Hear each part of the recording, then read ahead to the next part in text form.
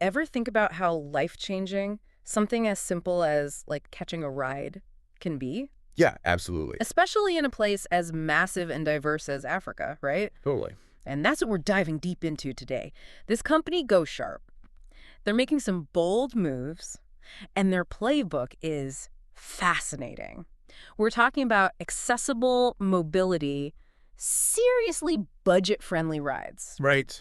And we're going to unpack their expansion strategy today. Yeah, they've got big plans. They've got huge plans for the African continent. So they just rolled into Botswana and Namibia, right? They did. Hot on the heels of their success in Nigeria. But here's the thing. They're not stopping there.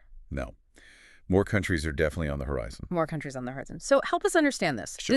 This is more than just adding another dot on the map, right? Absolutely. What's the transportation landscape like in these regions? So transportation in many parts of Africa, to put it mildly, can be a real headache. You're looking at limited infrastructure, public transport that isn't always reliable. And for most people, private vehicles just aren't an option. It makes getting around for work, for healthcare, even just seeing family incredibly difficult. Exactly. And that's where GoSharp's strategy gets really interesting. Mm-hmm. See, choosing to launch in Botswana and Namibia, that's very deliberate. Okay. These countries, they have really different geographies and economies. Botswana, it's landlocked, heavily reliant on mining and tourism. Namibia, vast, sparsely populated. And then you've got Nigeria, this economic powerhouse with a massive population. So it tells us that GoSharp is taking a really targeted approach. They're not just applying a one-size-fits-all solution.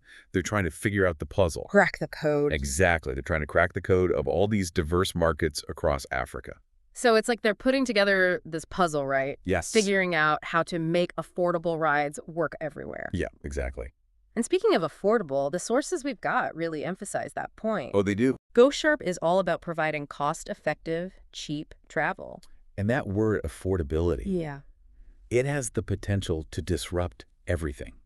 Think about it. Yeah. Individuals suddenly have easier access to jobs, to markets. Mm-hmm. Imagine a boom in micro-entrepreneurship. Yeah. People being able to travel easily to buy and sell goods. Yeah. Easier access to healthcare.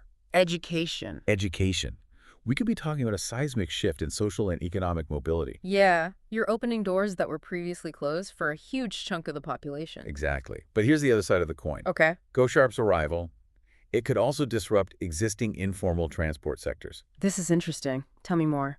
We're talking about the local taxi drivers, the motorbike drivers, the ones who are currently filling that gap, that need for transportation. It's a complex situation. Right. Because on the one hand, you have this potential for incredible new opportunities, but then you also have to think about the people who might be negatively impacted.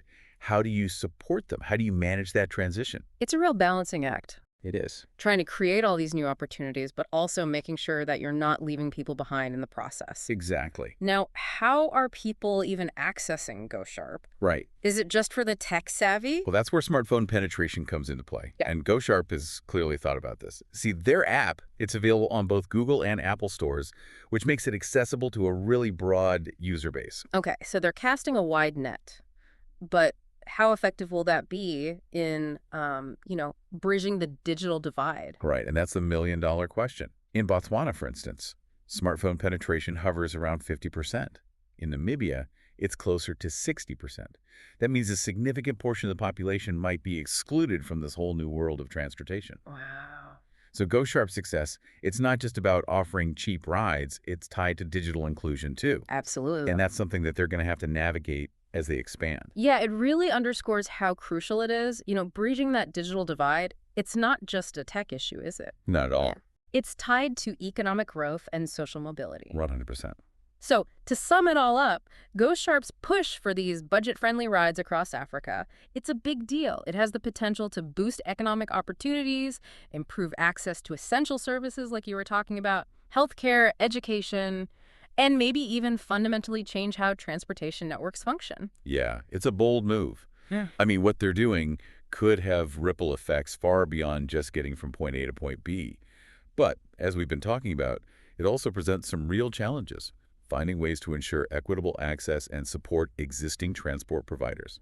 It's crucial. So much to consider. A lot to think about. And here's a final thought for you. Imagine you're advising GoSharp on their next expansion.